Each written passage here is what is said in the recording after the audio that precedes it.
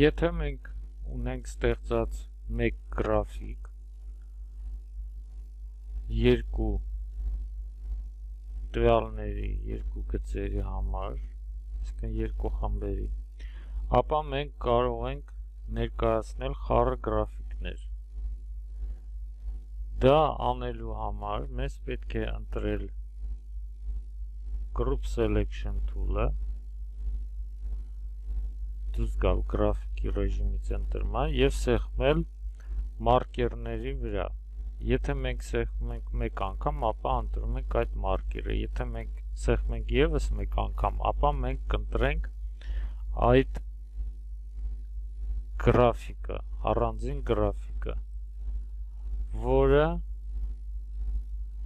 եթե մենք գնանք Object Graphic, ապա կտեսնենք, որ այստեղ Graphic Object-ը